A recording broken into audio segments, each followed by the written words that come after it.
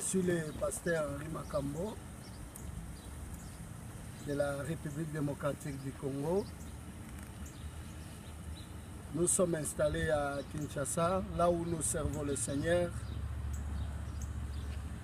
dans l'église ou la communauté que nous appelons les Assemblées de Dieu de la République démocratique du Congo. Le Seigneur a permis que nous puissions visiter ces pays, les États-Unis, là où nous sommes. Nous sommes dans la ville de Cincinnati et nous voulons profiter de cette visite pour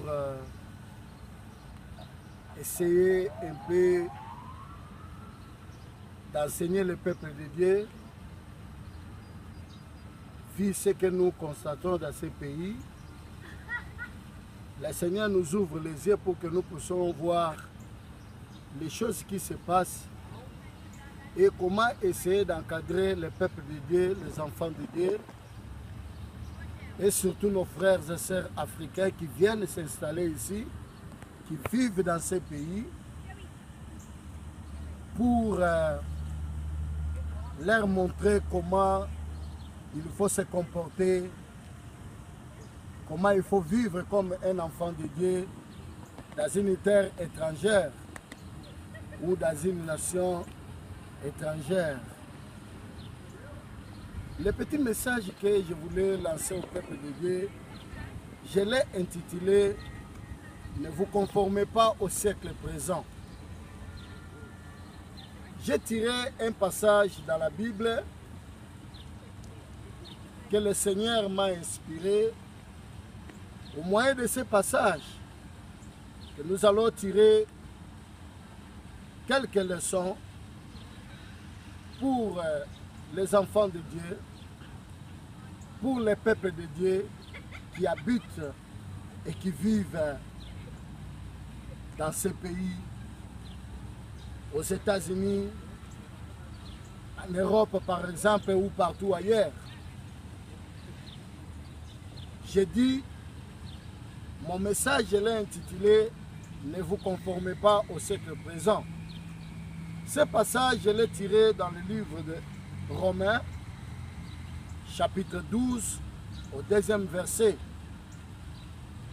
La Bible dit ceci: « Ne vous conformez pas au siècle présent, mais soyez transformés par le renouvellement de l'intelligence, afin que vous discerniez quelle est la volonté de Dieu, ce qui est bon, agréable et parfait. »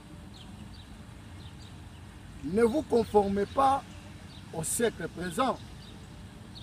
C'est l'apôtre Paul, bien sûr, qui avait écrit cette lettre aux enfants de Dieu qui vivaient dans Rome.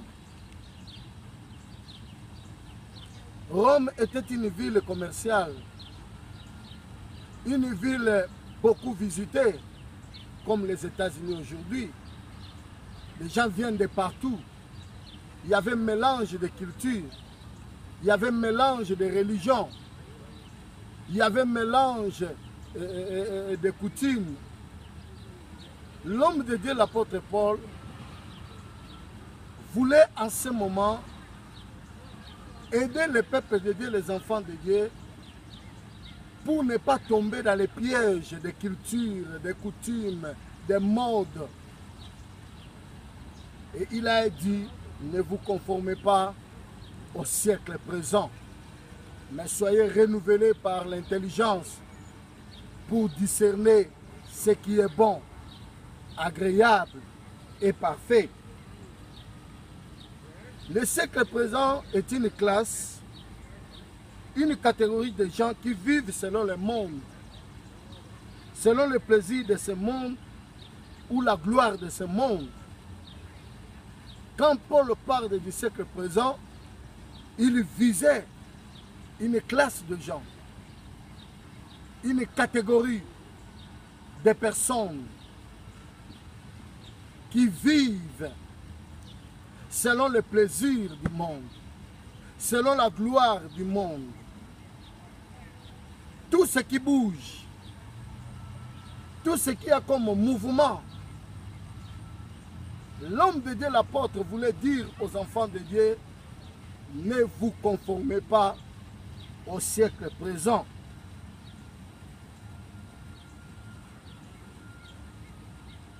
Le siècle présent, c'est un groupe de gens qui vivent selon la mode. Ils suivent tout ce qui bouge, tout ce qui est comme actualité. Pas selon l'intelligence de Dieu, ni l'intelligence humaine, mais l'intelligence de plaisir. Ils sont aveugles, incapables de discerner ce qui est bon, agréable et parfait. L'homme qui vit selon le siècle présent, c'est une personne aveugle, une personne sans science, sans discernement, sans conscience. Ils suivent tout ce qui bouge. Leur façon de s'habiller, leur façon de se coiffer, leur manière de vivre est sans intelligence, sans conscience, ni modestie. La Bible dit, notre corps est le temple du Saint-Esprit. Dans le livre de 1 Corinthiens chapitre 6, verset 19, la Bible dit que vous ne savez-vous pas que votre corps est le temple du Saint-Esprit. Le Saint-Esprit est un Dieu. Le Saint-Esprit est un roi qui habite dans notre corps, qui a sa demeure dans notre corps.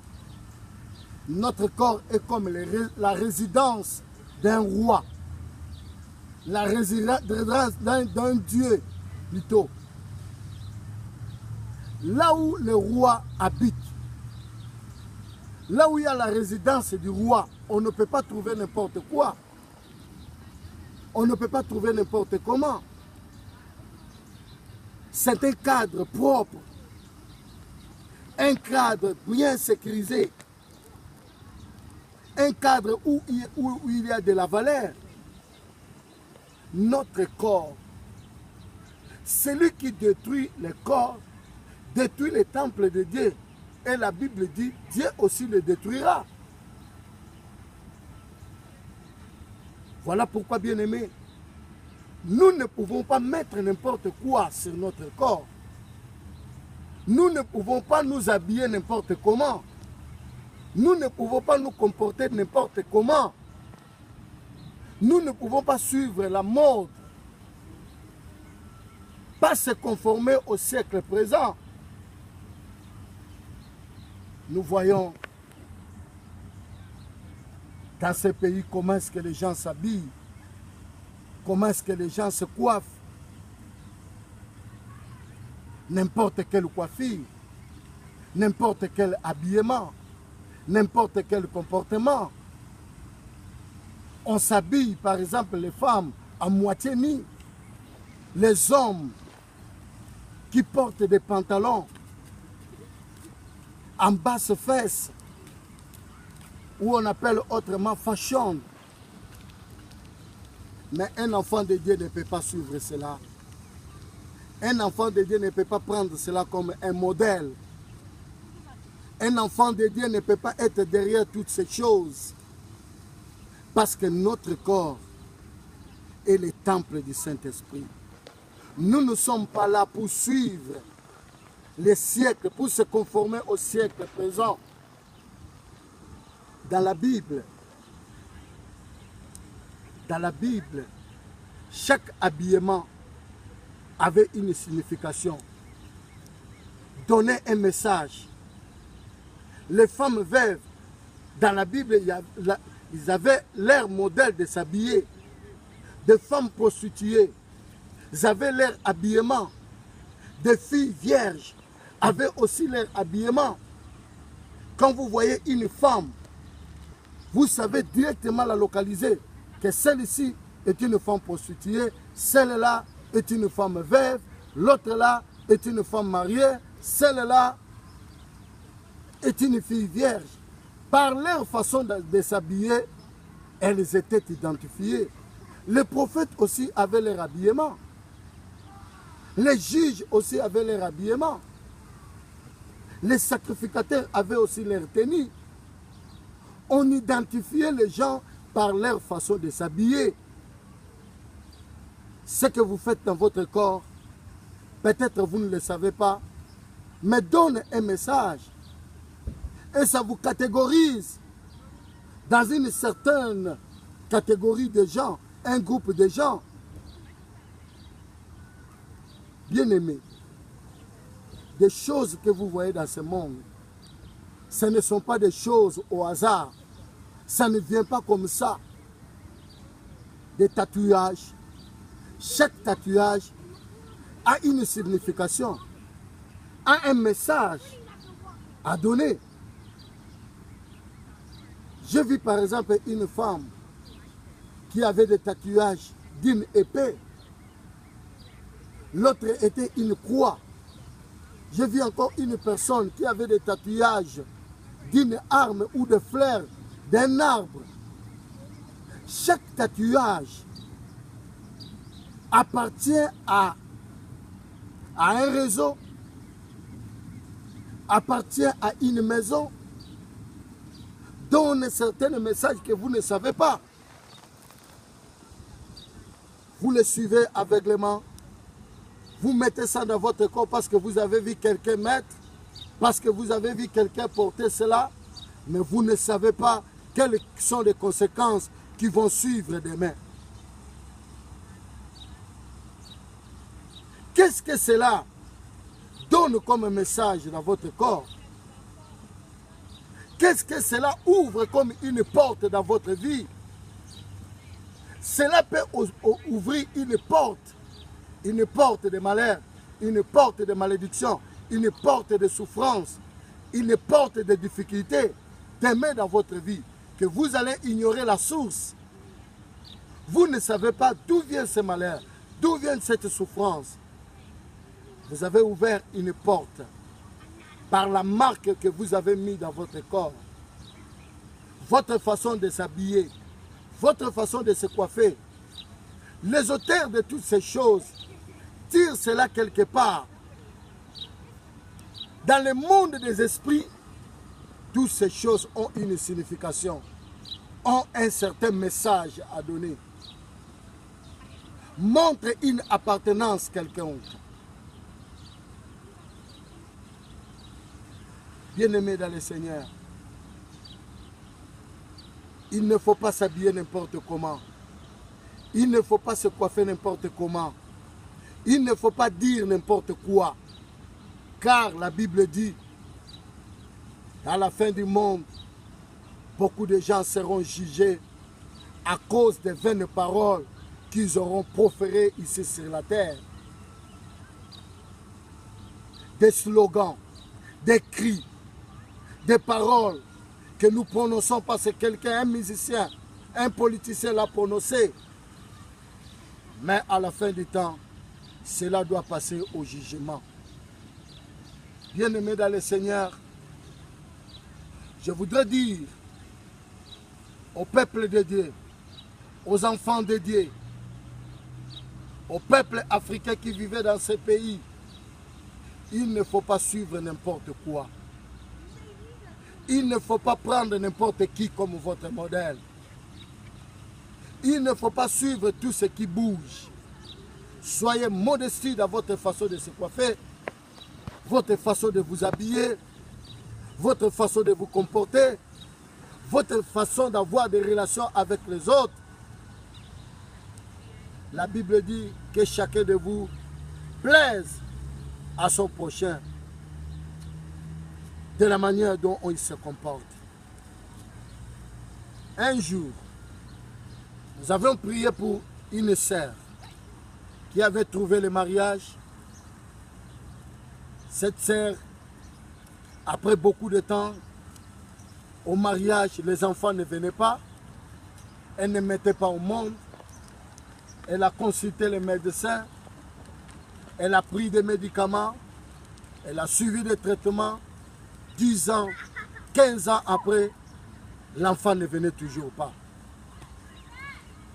Et nous sommes décidés, nous devons prier pour cette sœur, devons demander à Dieu pourquoi Dieu l'a donné un mariage, un mari, mais pourquoi cette femme n'a pas des enfants. Quand nous avions prié, le Seigneur nous a révélé quelque chose, bien-aimé, que je voudrais tirer votre attention. Cette femme, quand elle était encore petite enfant, ses parents avaient visité une ville en Afrique, dans la République démocratique du Congo, qu'on appelle Nyoki. Dans cette ville, il y avait une coutume. Quand les enfants naissent, on va mettre quelques tiges d'allumettes sur la tête de l'enfant pour essayer de protéger les enfants contre les esprits qui détruisaient, les esprits qui maudissaient les gorges des enfants. On disait dans leur langage, il y a des sorciers qui volent les gorges des enfants. Alors il faut mettre des tiges d'allumettes pour protéger. Les parents ne savaient pas que cela signifiait quoi. Ils ont pris des tiges d'allumettes, ils ont mis sur les cheveux de l'enfant. Les démons de ce village ont compris que les parents de cet enfant avaient besoin de la protection. Les démons sont venus, des démons ont protégé cet enfant. Ils ont fait un travail. Les démons sont des êtres spirituels. Après avoir protégé l'enfant, alors ils voulaient maintenant se fixer les salaires. Parce que les démons ne peuvent pas parler avec les gens, ils se sont fixés leur salaire. Ils ont dit, comme nous avons protégé cet enfant, c'est une enfant femelle, alors nous allons prendre seulement son ventre. Tous ces enfants seront à nous. Cette sœur ne va pas mettre au monde. Chaque fois, quand elle concevait, les démons, par des moyens obscurs, par des moyens de ténèbres, volaient les enfants. C'était leur travail. Et la sœur ne savait même pas. Ses parents aussi étaient ignorants de ce qui s'est passé dans la vie de leur enfant. Vous voyez? Et ils ont mis seulement les deux tiges d'allumettes. Mais c'était un message. C'était un appel qu'eux ne savaient pas. Les tatouages, des signes que vous mettez dans votre corps, c'est un message. Ça signifie quelque chose au monde de l'esprit. Votre façon de s'habiller, vous vous habillez, vous baissez les pantalons à basse fesse. Vous vous habillez en sous-vêtements. Vous laissez le corps, le dos nu. Ça livre un message, ça donne un message. Il y a des esprits qui se promènent dans la rue. Il y a des esprits qui se promènent dans la ville. Il y a des esprits qui se promènent dans des pays, qui peuvent lire ces messages et venir dans votre vie, venir dans votre corps, pour que demain, vous allez rencontrer des difficultés, des complications dans votre vie. Ne vous conformez pas au siècle présent. Le monde n'est pas notre modèle. Les États-Unis n'est pas notre modèle. L'Europe n'est pas notre modèle. L'Afrique n'est pas notre modèle. Notre modèle, c'est Christ. Notre modèle, c'est la Bible et la parole de Dieu. Nous qui sommes enfants de Dieu, nous qui croyons au Seigneur Jésus-Christ comme Seigneur Sauveur, nous qui sommes bien éduqués, bien encadrés, nous ne pouvons pas prendre les modèles du monde. Nous ne pouvons pas prendre la modernité comme notre modèle. Nous avons notre modèle à nous. Nous avons notre culture à nous, la culture des enfants de Dieu. Voilà pourquoi l'homme de Dieu, l'apôtre Paul, dans le livre des Romains, au chapitre 12e, verset 2, il nous dit, ne vous conformez pas au siècle présent. Ne suivez pas le siècle présent. Ne prenez pas ce siècle comme votre modèle. Pour ne pas détruire notre vie, pour ne pas détruire notre corps, pour ne pas détruire notre avenir. Notre corps est précieux. Notre corps a de la valeur. Notre corps est utile aux yeux de Dieu. Nous ne pouvons pas prendre notre corps comme de n'importe quoi. L'utiliser à n'importe quoi. Bien-aimés, ces petits messages peuvent vous aider, peuvent vous interpeller pour que vous puissiez rentrer dans votre conscience, dans votre intelligence et que vous saviez comment il faut se comporter, comment il faut s'habiller, comment il faut se coiffer, comment il faut vivre avec les gens, comment vivre à l'étranger. Il ne faut pas être emporté par tout vent des modes, des styles, des langages, de coiffure. Tout ce qui se passe, tout ce qui se vit ailleurs ne peut pas nous séduire, ne peut pas nous emporter. Que le Seigneur vous bénisse. Soyez bénis. Vous êtes venus au Seigneur aujourd'hui. Peut-être vous avez des tatouages auparavant. Vous n'avez pas compris le sens. Vous n'avez pas compris ce que vous avez fait. Ne vous inquiétez pas. Ne vous dérangez pas. Mais seulement demandez le pardon du Seigneur. Maudissez ce que vous avez mis dans votre corps. Dites au Seigneur que c'était au temps de l'ignorance. Je ne savais pas. Je ne connaissais pas. Mais maintenant, j'ai donné ma vie à Christ. J'ai donné mon corps à Christ. Le sang de Jésus-Christ est capable de vous purifier, de vous laver pour que votre corps puisse glorifier le Seigneur de gloire. Soyez bénis au nom de Jésus. Amen.